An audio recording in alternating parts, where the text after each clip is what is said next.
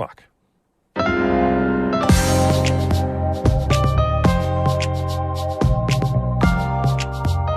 Good morning. This is Northern Light for Thursday, April 6th. I'm Monica Sandreski. And I'm Todd Moe. New York hasn't had a chief judge in 6 months, and it could be a while before there's a new one. Governor Kathy Hochul has 2 more weeks to make a new selection and then seek approval from the state Senate. I want someone who looks at each case that comes before them without a political leaning.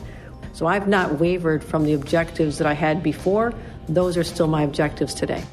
A national green group is suing a Jefferson County dairy farm, claiming its manure is polluting the St. Lawrence River.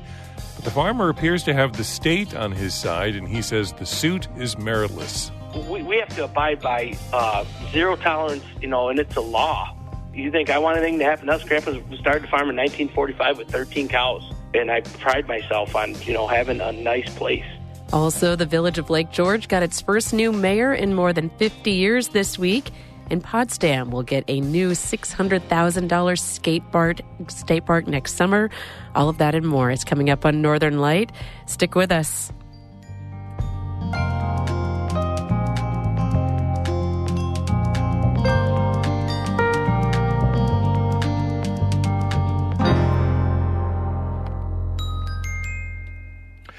Broadcast of Northern Light here on North Country Public Radio is supported by Cronin's Golf Resort, a regional destination for golf, dining, and lodging in the Southern Adirondacks. Details at croninsgolfresort.com and AdirondackExplorer.org and the AdirondackAlmanac.com, seeking solutions to the Adirondack Park's challenges in print and online. Good morning. I'm David Summerstein, news director here at NCPR. Just taking a quick moment from Northern Light to encourage you to donate right now for our spring fundraiser, ncpr.org/give. You can also call somebody, 1-877-388-6277. Talk with somebody in our membership team, wide awake, ready to take your donation. This is irreplaceable stuff, what you're hearing on Northern Light. News, conversation, voices around the North Country that you simply can't get anywhere else. It's a big undertaking. It takes a lot of reporters in the field out there talking with people, out there doing the research, finding the facts, sorting through complicated issues. And you help us pay for it. You're the largest source of funding for this station, for shows like Northern Light. And so we're asking you now, please, make your donation for regional news that you can trust. ncpr.org/give or call 1-877-388-6277. Be a part of the team. Get the NCPR Retro T-shirt for $10 a month, the Momentum Coffee and the NCPR Retro coffee mug for $15 a month. Whatever you can do to donate, please. It's the second last day of our fundraiser. Do it now. ncpr.org/give. Thanks very much. On to Northern Light.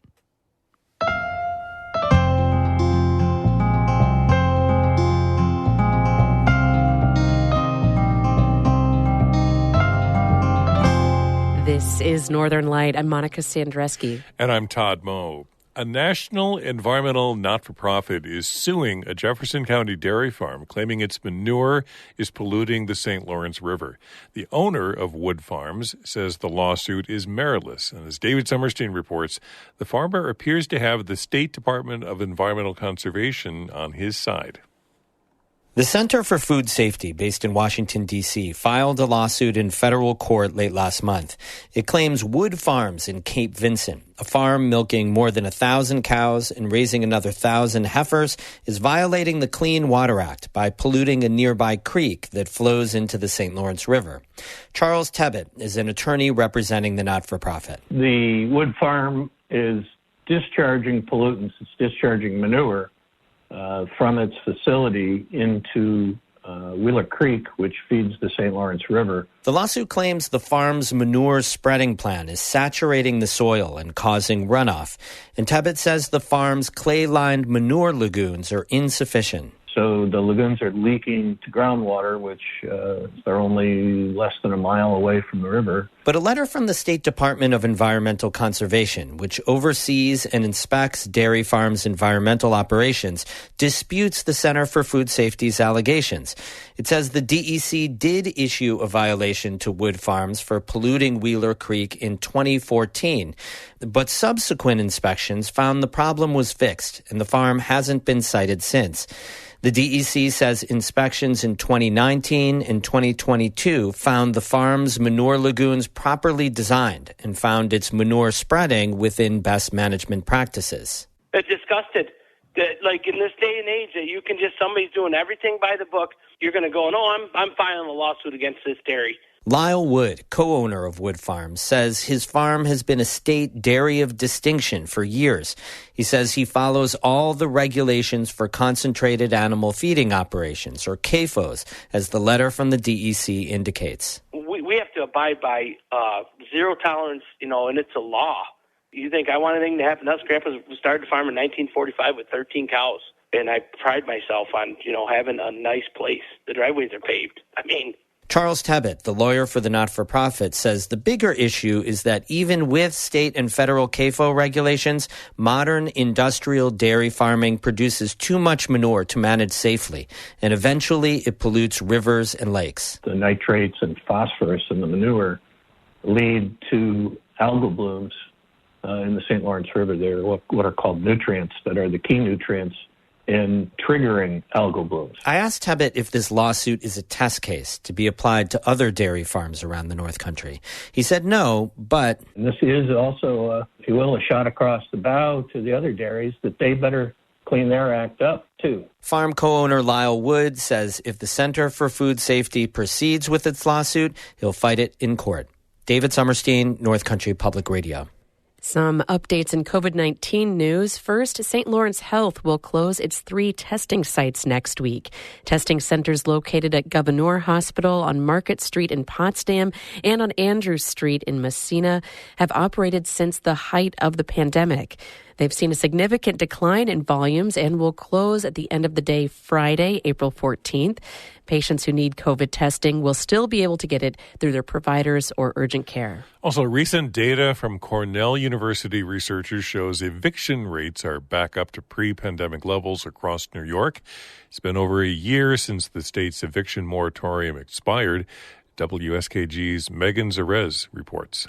Russell Weaver led the study. He says evictions rose the sharpest in areas that didn't see a whole lot of evictions before the pandemic. Some of the largest increases in the rates of eviction filings are in smaller counties. Weaver says statewide, corporate landlords were responsible for a much larger share of eviction cases than prior to the pandemic. The incorporated landlords are making up a larger and larger share of eviction filings over time. That's consistent with what you're seeing on the ground in Ithaca.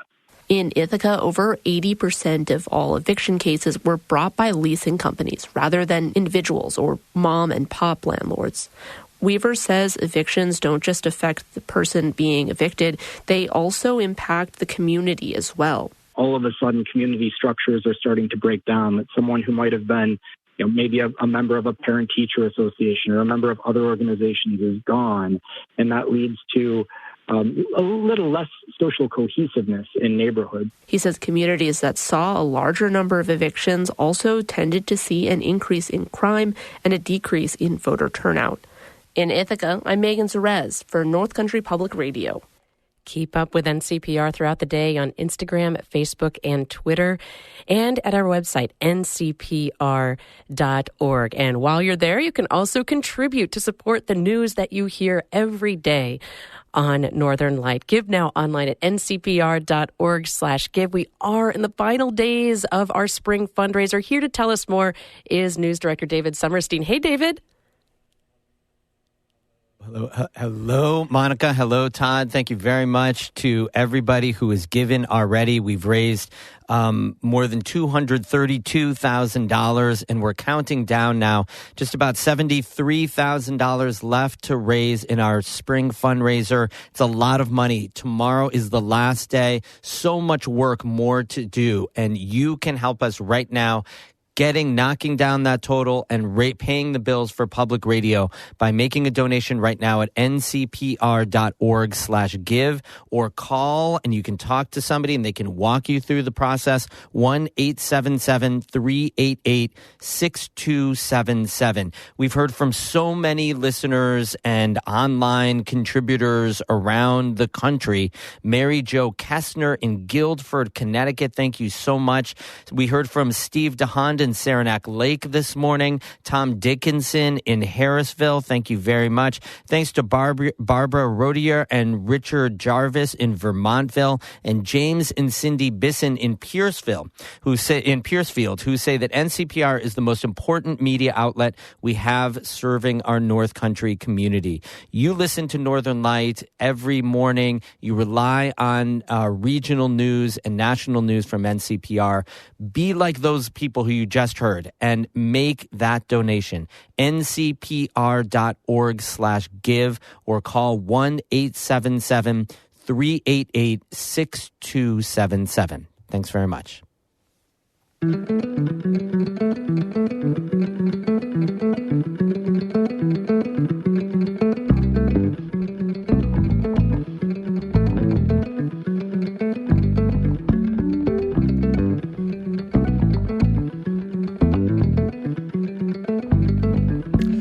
You're listening to Northern Light right here on North Country Public Radio. It's 11 minutes past 8. Good morning. I'm Todd Moe. And I'm Monica Sandreski. Just ahead, we'll get a preview of some of the events happening throughout the community and an update on our spring fundraiser. That's just ahead in a few minutes here on Northern Light.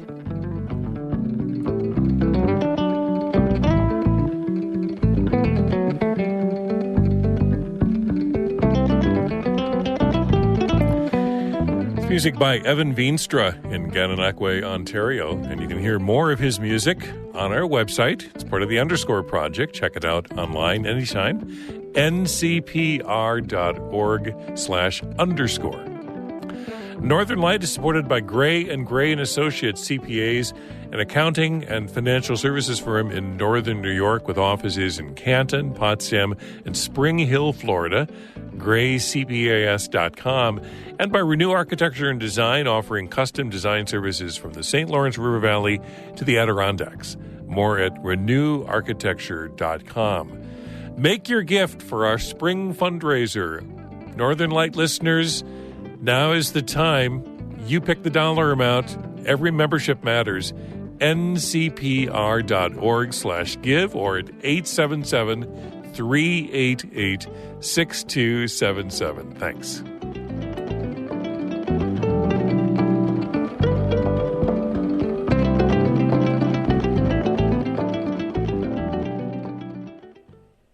More than 6 months after the state's chief judge, Janet DeFiore, resigned, New York still does not have a replacement. But it could still be some time before that happens.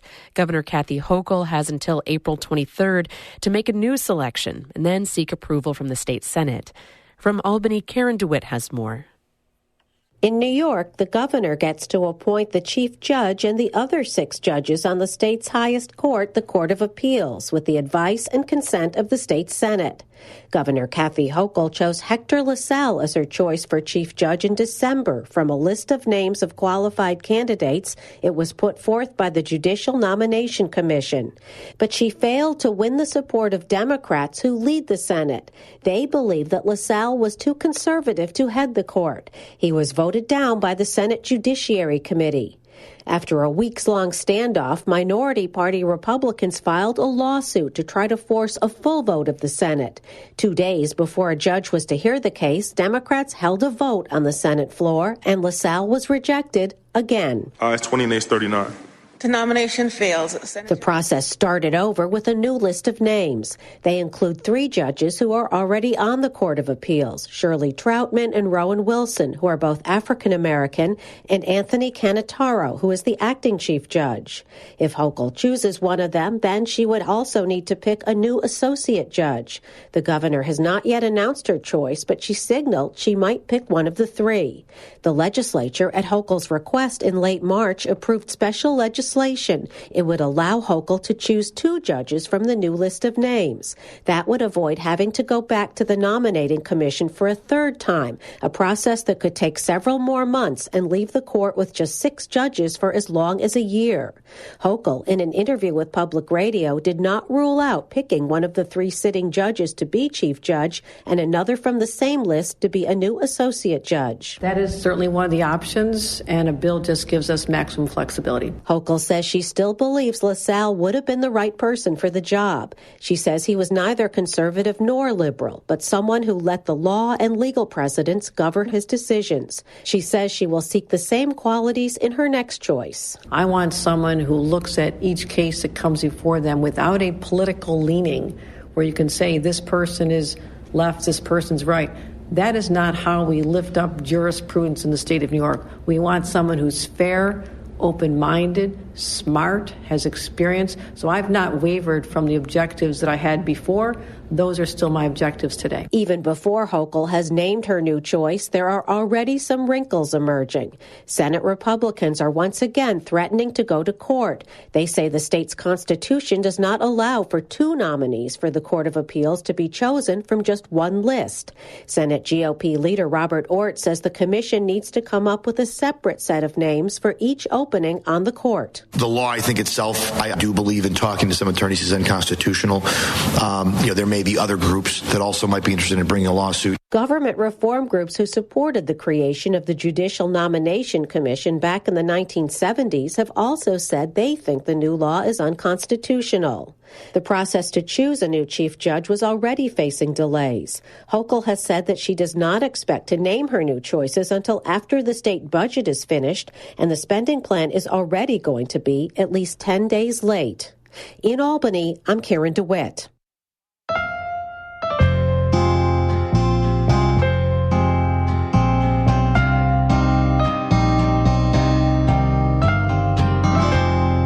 The Village of Lake George's first new mayor in more than 50 years was sworn in Monday. Ray Perry succeeds Bob Blay, who was the longest-serving active mayor in the country before he retired last month.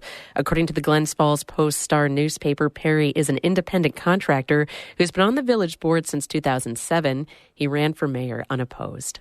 St. Lawrence University's president is the North Country Regional Economic Development Council's new co-chair.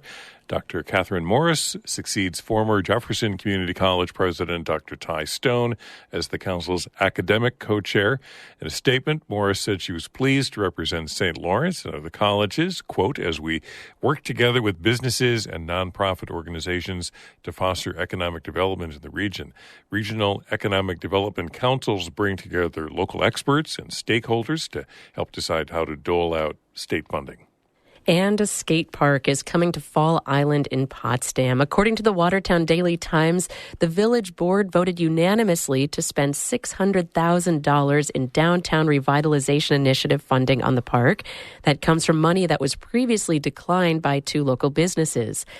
It's expected the state park will be built in summer 2024. But here at North Country Public Radio, we can't wait till 2024 for all of us to come together and contribute to say yes to the programming that you hear on NCPR and the news that you get every morning on Northern Light. Now is the time to support it. Give now online at ncpr.org/give.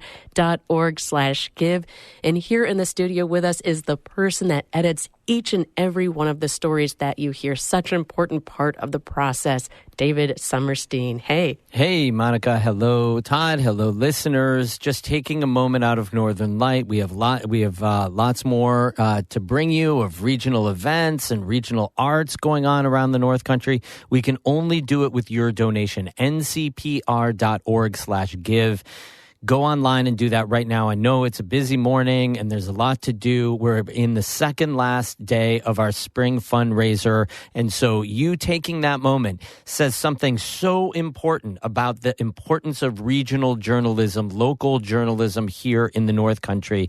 You taking that moment and giving at ncpr.org/give says, hey, this matters to me. I want to help make sure that local journalism is strong in the North Country. You can also call somebody, 1-877-388-6277. You'll also, everybody who contacts us, you're also going to get entered into our grand prize drawing, which is a $2,000 gift card. So you have a chance to win $2,000. You could donate $10 and get $2,000.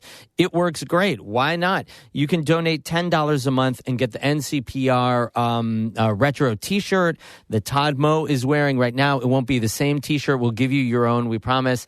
ncpr.org/give or call 1-877-388-6277. So important to support public radio journalism right now with facts, with information, conversation, music, what you rely on year-round. Help pay for it now. ncpr.org/give.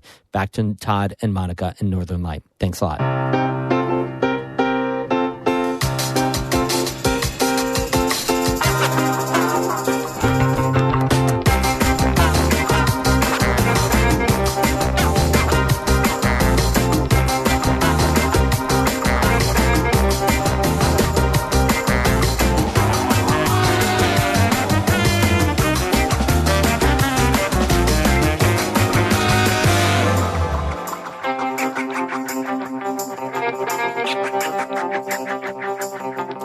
You're listening to Northern Light right here on North Country Public Radio. I'm Todd Moe. And I'm Monica Sandreski. Coming up in just a minute, we'll get a look at some of the events happening throughout the community in the coming days. Then stick around after the show for Bird Note. More and more parrots are coming to the U.S. We'll have more on that coming up at 8:42. But first, Todd has a look at the weather for us. Well, we started out with, yesterday was weird with freezing rain, and then the temperature going from the 30s into the 40s later in the afternoon. Very odd, but I guess it's April here in the North Country. The Weather Service says today we've got partly cloudy skies, winds out of the west-southwest, gusts up to 30, 40 miles per hour at times, especially along eastern Lake Ontario. Highs in the 50s, lows in the 30s tonight, tomorrow. A little cooler, highs in the low 40s with partly cloudy skies on Friday. Should be a nice weekend, at least in terms of sunshine, both Saturday and Sunday. 40s for highs on Saturday, and on Sunday, highs near 50, light winds out of the north. And then, starting next week, we're going to see highs in the afternoon, in the afternoons in the 50s and 60s next week. No promises, of course, but that is the weather forecast. It's going to feel more like spring starting next week. And, Monica, this Saturday night at 8 o'clock at St. Lawrence University in Peterson Kermani Performance Hall, internationally acclaimed guitarist Maria Zementowski will present a program of classics, stunning original guitar flamenco, embracing the classical and traditional flamenco repertoire for her foundation.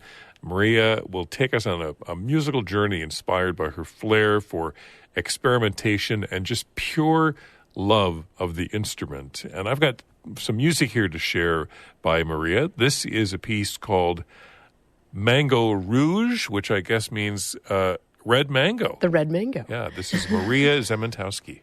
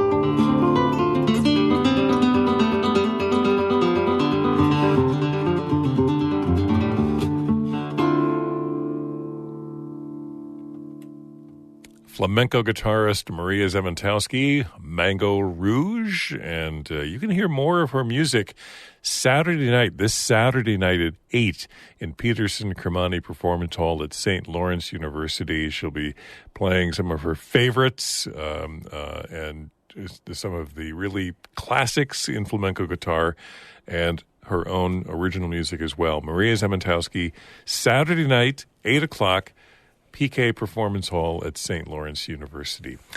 Illustrator, author Claudia McKee is in the North Country for the Creative Catalyst Exploring Rockwell Kent's Alaskan Adventure.